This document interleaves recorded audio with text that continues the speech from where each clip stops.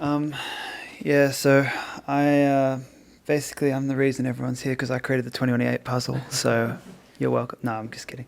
Um, yeah, initially like the 2028 Bitcoin puzzle was like a way of like propagating this meme where everyone was like, "How do I mine 2028? What is 28? Explain it to me right now." Because like people just kept like saying, "Oh, I'm mining so much 2028." So it's like, "Oh, let's just make like a puzzle on Bitcoin that you can mine to mine 2028."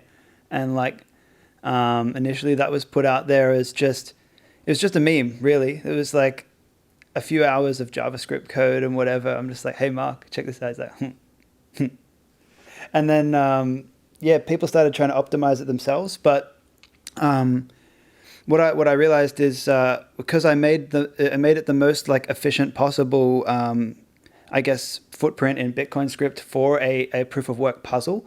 Um, what I realized is that it's based upon ECDSA, and what I realized is that actually ECDSA has got two private keys. One is an ephemeral private key, which is used to salt your main private key, and basically all of the really slow, like elliptic curve function stuff that it just takes a lot of time to compute is actually done doing things like finding the modular inverse of the ephemeral private key and calculating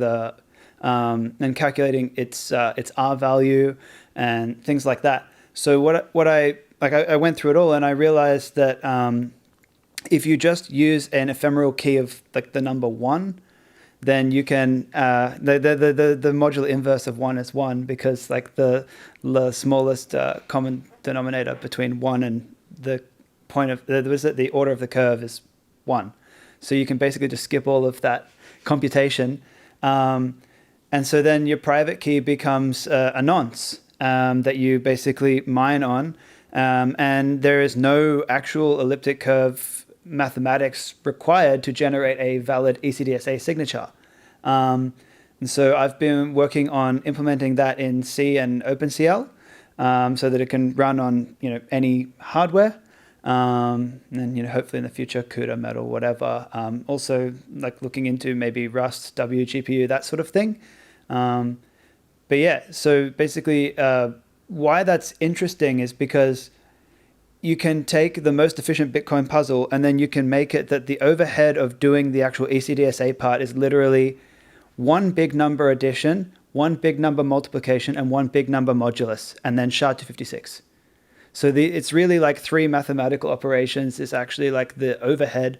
And by doing that, you can basically have a public private key that like no, you don't care if anyone knows your private key because when you're doing opchecksig, it is taking in a buffer of the entire transaction, meaning the inputs and outputs, if they are changed, you're changing the hash that is being fed into the ECDSA signature. So what that means is that you can essentially just replace the entire idea of PKI with just proof of work. Yeah.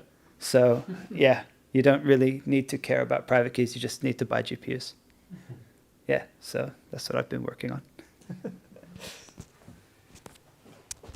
All right. The other awesome thing just about BitPing in general